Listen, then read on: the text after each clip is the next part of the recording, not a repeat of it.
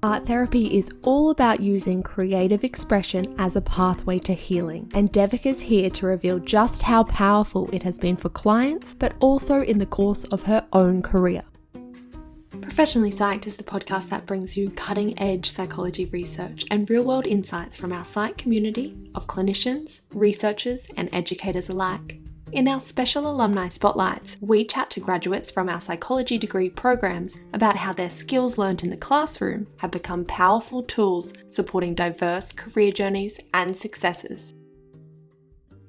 Hi everyone, and welcome to Professionally Psyched. I'm Jessica Muller, PhD candidate in public health at James Cook University, and before we get started, we'd like to acknowledge the custodians of the land on which we record, and for me today that's the Bindal and Wulgurukaba peoples. And I pay my respects to elders past and present, and extend that respect to all Aboriginal and Torres Strait Islander peoples and cultures from wherever you may be tuning in from across the country. In this alumni spotlight, Dr. Amanda Krause speaks with Devika Kumar, an art therapist who transformed her love for creative expression into a therapeutic practice. Devika reveals how her undergrad classes taught her to see the person behind the diagnosis. So grab your headphones and get ready to get professionally psyched about merging your psychology degree learnings with personal passions and creativity. Enjoy. Devika, thank you so much for joining me on the podcast today. Could you start by introducing yourself, please?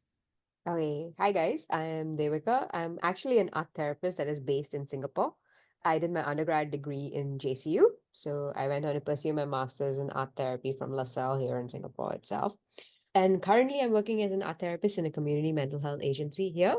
That's on the work front, but on the personal front, I'm someone who enjoys playing Dungeons and Dragons as a game. Then I love to read a lot of romance novels, as well as I have a dog, so I love to go out to spend time with him as well. Yeah, that's a little bit about me. Yeah. Did you go straight from undergrad into your master's for art therapy? No, so actually, I worked as a caseworker in a mental health hospital here in Singapore, which is IMH. So I wanted to see how I could even use my university aspect as well as have that clinical experience and see how I could maybe portray whatever needs could be come across in my from my learning to actual working environment. So that's with the mental health institution here. Yeah. So what brought you to art therapy? I love to share about this. So I've always done like art as a hobby, and I wanted to see how I could actually combine these two in a career format for myself. So I have no trained background, but I did do art till like 10th grade. And then I would always engage in the art making process when I'm at home, just for my own enjoyment and trying out different mediums. Then when I worked at IMH, I actually came across a client who benefited from art therapy. So seeing how like the creative modalities have that nonverbal expression really changed. Then I wanted to see how I could actually combine this like my interest with passion as well as a hobby and make it something that I want to pursue forward. That's how I got into art therapy. Yeah. Can you tell us a little bit more around what you do as an art therapist? So in art therapy, I do not teach art. That's where like a lot of people have that misconception that when you're coming for art therapy, then you're going to be taught art. But that's when an art teacher works about it. So as an art therapist, it's more about the process. And a lot of the different art materials that a therapist may introduce may have different properties. So I always give this example is that if someone comes in with a lot of anxiety or stress, I would not give like watercolors as a starting medium because that is a bit all over the place or so. But I may start off by introducing like color pencils or markers, which are a bit more controlled and having that buy-in or that step in first. Once that comfort or rapport is established, then maybe move towards experimenting with more fluid mediums. But not to say that if someone isn't like exposed to our watercolors, they still have that choice whether they want to use it for themselves also. Then I will do a little bit of teaching, like just to share about how the medium could be perhaps used, but I would not go about like teaching it in a from proper art class manner because even if you draw like stick figures, it's okay because it's a way for you to express yourself. And then the therapist comes in to ask questions about what they have made. And it's more of a collaborative process rather than just me being leading it on. So it's also the client coming in, then the artwork becomes a more of a talking point and helping them to see some form of new avenue for themselves to talk about themselves also.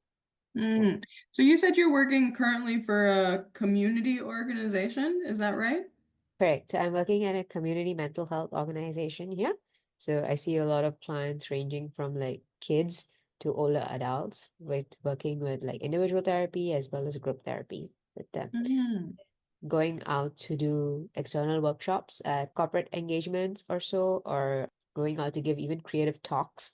That's a lot of part of the outreach effort to continue to spread awareness on how creativity as well as like these expressive modalities could be used as a way for them.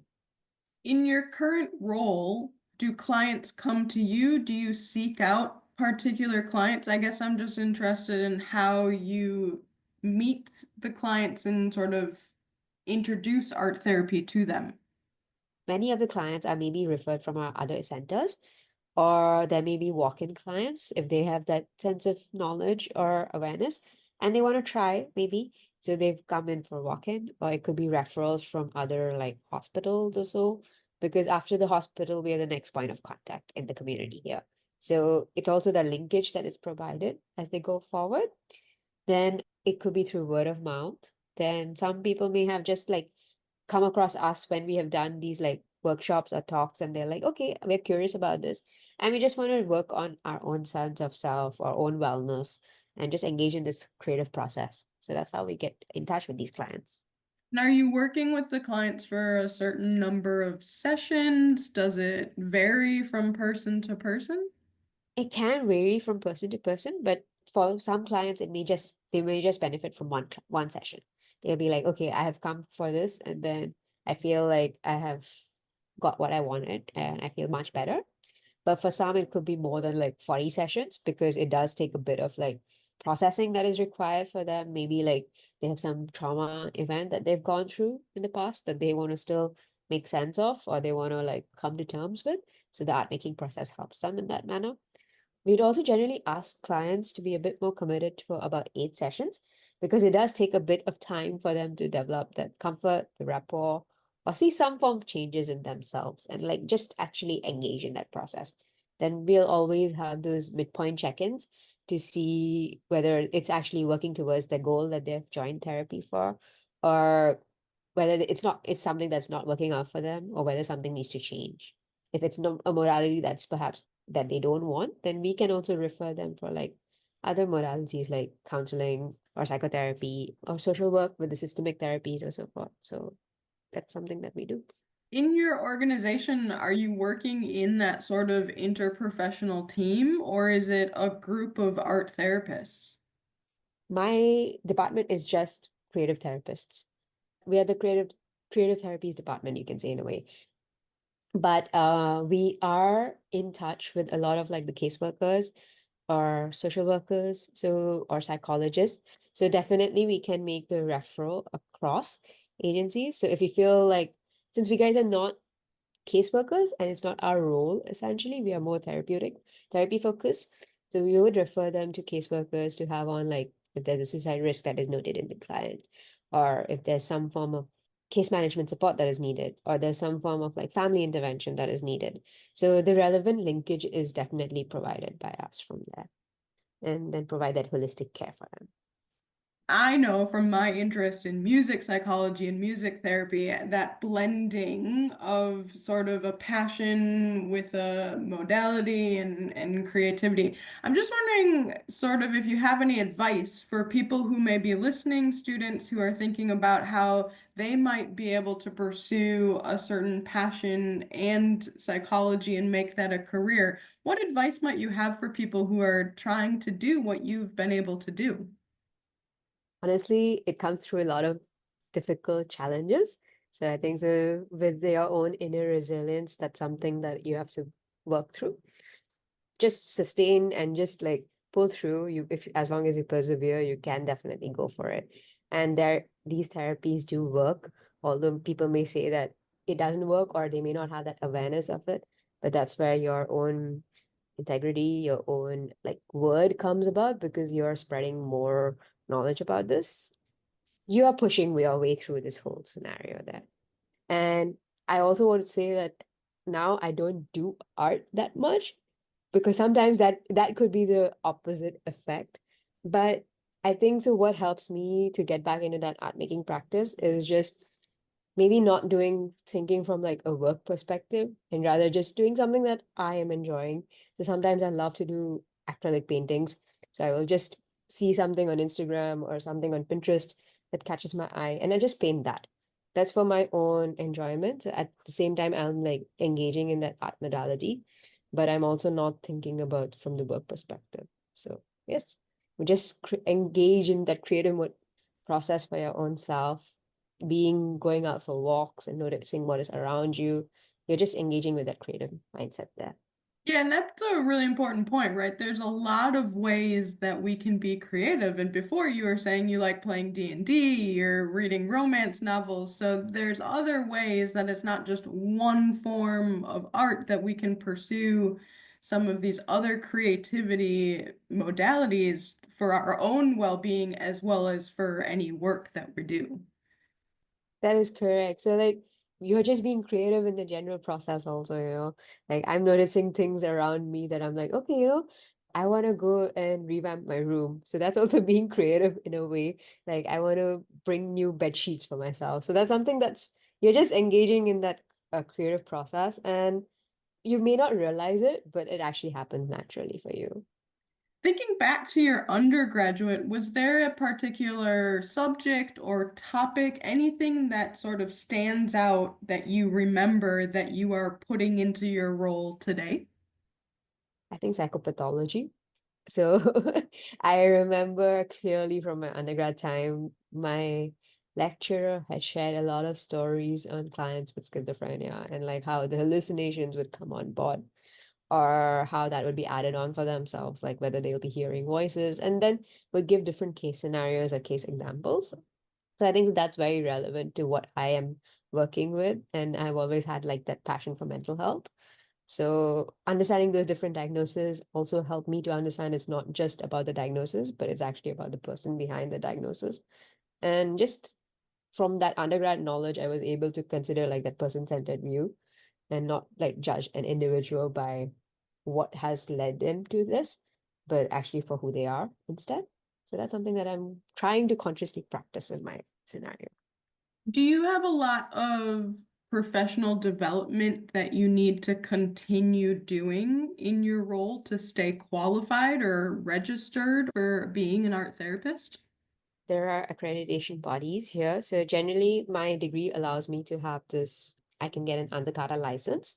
So it's based on different regions across the world. So there's different associations that are there. So like there's BAT or there is American Art Therapy Association, which we can like apply or can qualify for accordingly. And then again, maintaining like your supervision hours or your CPD, that's there.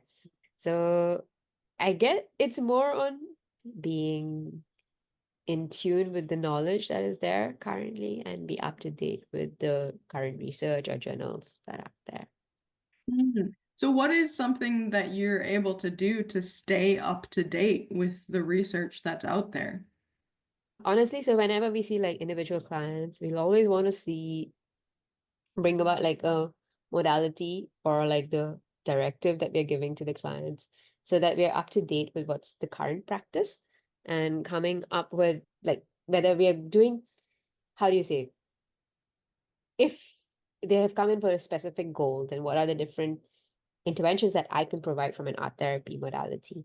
They're being up to date with the different research or journals from there, as well as supervision. So when we come together as a group to actually discuss cases or so, we're always like pitching off ideas from each other. That's a way of our own practice, but a lot of just being up to date and continuously reading and maybe putting our work out there and so forth. So yes.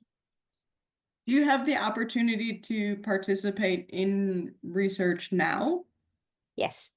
Like it's a dream of mine to actually publish like a paper for myself as well as maybe go for conferences or so. So I brought that up to my team and then my boss is quite supportive, so I'm trying to venture towards a research. Let's see. Fingers crossed for a study that I want to do. I have my fingers crossed for you. I think it would be really awesome. As somebody who publishes research, I encourage people to get involved.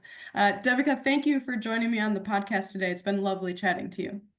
It's been awesome to talk about this also, and I hope that whoever's out there just tries it out and perseveres through their challenges, through their dreams and hopes. Yeah, thank you for having me on board for this.